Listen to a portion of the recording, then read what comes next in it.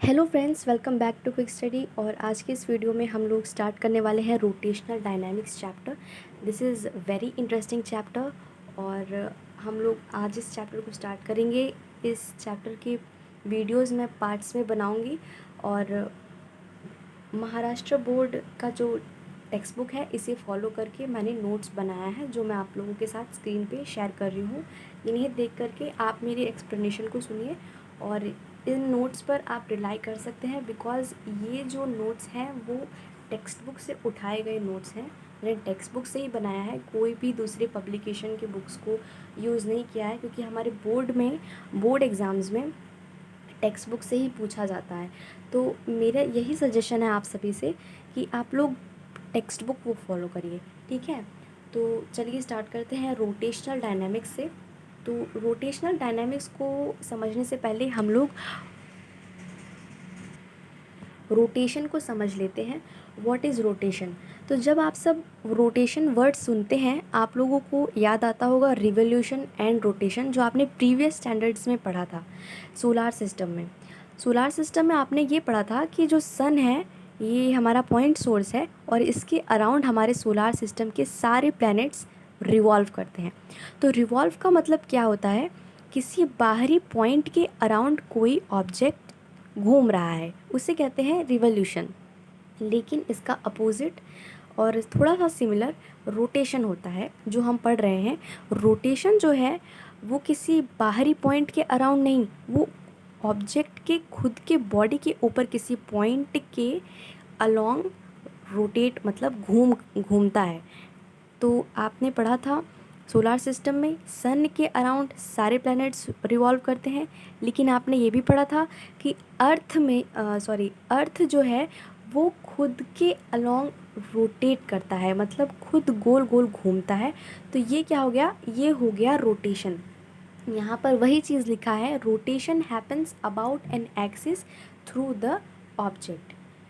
It happens about an axis through the object. इसे मैंने repeat किया है, this is very important, so please note this down, ठीक है। नेक्स्टली हम लोग देख लेते हैं what is circular motion. Rotational dynamics को समझने के पहले रोटेशन समझिए, सर्कुलर मोशन जो बहुत ज़्यादा इंपॉर्टेंट है, अब हम ये समझ रहे हैं। तो सर्कुलर मोशन को इजी और सिंपल वे में अगर बताया जाए तो ये एक ऐसे टाइप का मोशन है जो कि डिपेंड करता है सर्कुलर ट्रैक पे, सर्कुलर ट्रैजेक्टरी पे। मतलब एक ऐसा मोशन जो सर्कल के सर्कमफरेंस के अलोंग हो रहा है उसे हम कहते हैं सर्कुलर मोशन, ठीक है। इसके दो फीचर्स हैं, इसकी जो वेलोसिटी है वो चेंज होती है और ये पीरियोडिक मोशन है। वेलोसिटी चेंज को और डिटेल में समझते हैं। देखिए, दो टाइप की सर्कुलर मोशन होती है। एक होता है यूनिफॉर्म सर्कुलर मोशन और सेकंड है नॉन यूनिफॉर्म सर्कुलर मोशन। तो यूनिफॉर्म सर्कुलर मोशन में क्या होगा, हमारा जो वेलोसिटी है ऑब्जेक्ट का वो चेंज नहीं होगा, लेकिन डायरेक्शन जो है वो एवरी इंस्टेंट चेंज होता रहेगा। लेकिन जो नॉन यूनिफॉर्म सर्कुलर मोशन है उसमें जो ऑब्जेक्ट है उसकी डायरेक्शन तो एवरी इंस्टेंट चेंज होगी, लेकिन साथ में ये जो हमारा वेलोसिटी का मैग्नीट्यूड है, मतलब जिस स्पीड से वो घूम रहा है वो भी चेंज होगा। सेकेंडली यहाँ पर बताया गया है पीरियोडिक मोशन। पीरियोडिक मोशन मतलब कि रिपीट होता है।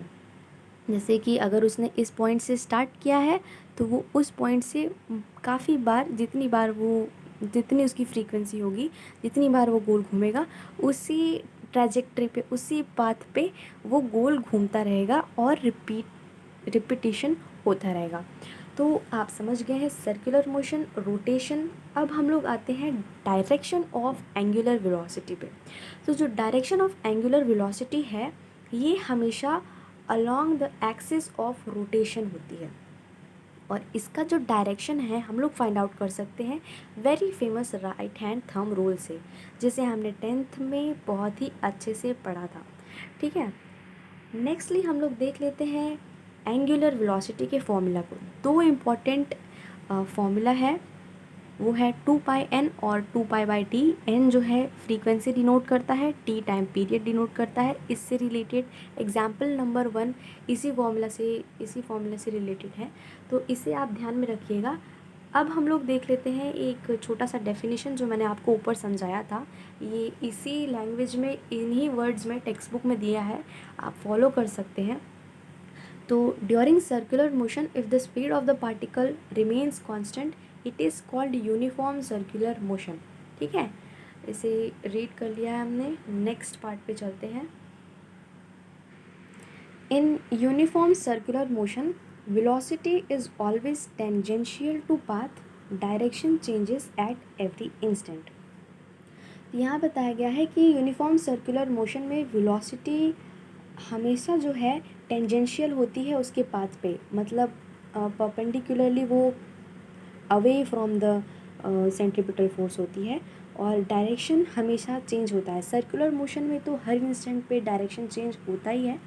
यहाँ मैग्नीट्यूड के बारे में कुछ स्पेसिफाई नहीं किया गया है, सिर्फ डायरेक्शन के बारे में बताया गया है। नेक्स्टली यहाँ कुछ इम्पॉर्टेंट टर्म्स दिए गए हैं जो इस चैप्टर में बहुत ही ज़्यादा यूज़ होने वाले हैं, तो आइए हम इन्हें भी देख लेते हैं। सबसे पहले दिया गया है एंगुलर डिस्प्लेसमेंट, तो इसे डिनोट किया जाता है थीटा बार से। एंगुलर वेलोसिटी ओमेगा बार और एंगुलर एक्सेलरेशन अल्फ़ा बार। वेलोसिटी का फॉर्मूला हम लोगों ने अभी तक जो किया था वो किया था, लेकिन अब हम लोग करने वाले हैं omega R. Acceleration is equal to omega square R, और उसके दो और फॉर्मूला दिया गया है V square upon R and V omega. ये सारे जो फॉर्मूला और जो नोटेशंस है आप इन्हें याद करिए, नोट्स में लिख लीजिए, टेक्स्ट बुक में दिया गया है मार्क कर लीजिए, स्क्वायर बना लीजिए।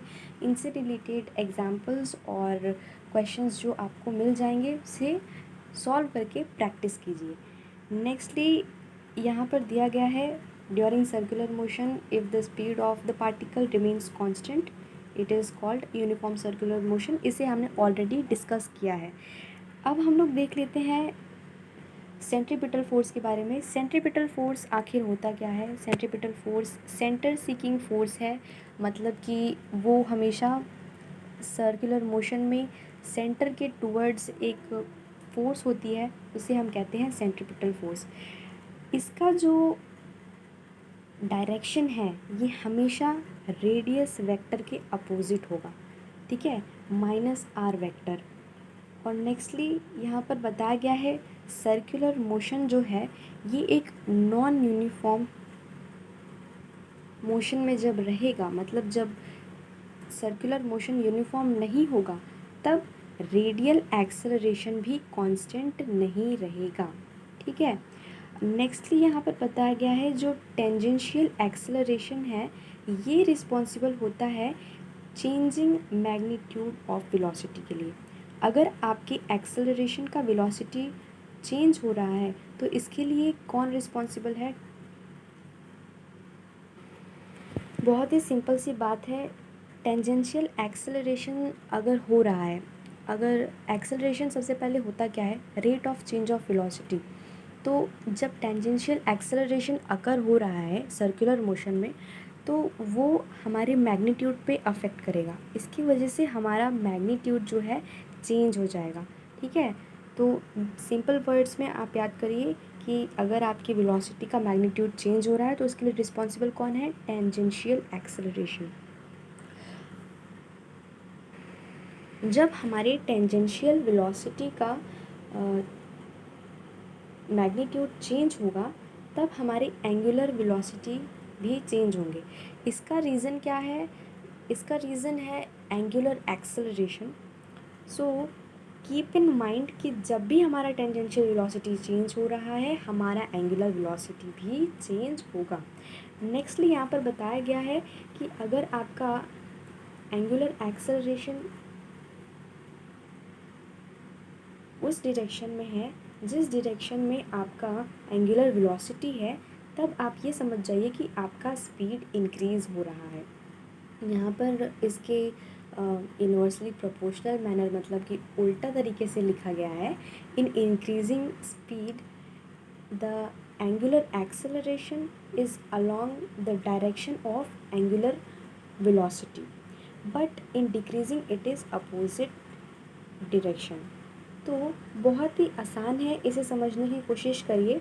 अगर आपका स्पीड बढ़ रहा है तो क्या होगा, आपका जो एंगुलर एक्सेलरेशन है वो एंगुलर वेलोसिटी के डायरेक्शन में रहेगा, और अगर आपका स्पीड कम हो रहा है तो आपका जो एंगुलर एक्सेलरेशन है वो एंगुलर वेलोसिटी के अपोजिट डायरेक्शन में होगा। Last point is if angular acceleration is along the axis and constant, then the angular displacement and angular velocity will be directed along the axis। Very simple, last point तो बहुत ही simple है। अगर आपका angular acceleration axis के along है और constant है, तब आपका एंगुलर डिस्प्लेसमेंट और एंगुलर वेलोसिटी भी एक्सिस के अलॉन्ग होगा। तो ये था हमारे इस चैप्टर का फर्स्ट पार्ट। हम लोग आगे कंटिन्यू करेंगे। Thank you for watching this video and please subscribe my channel and share it with your friends.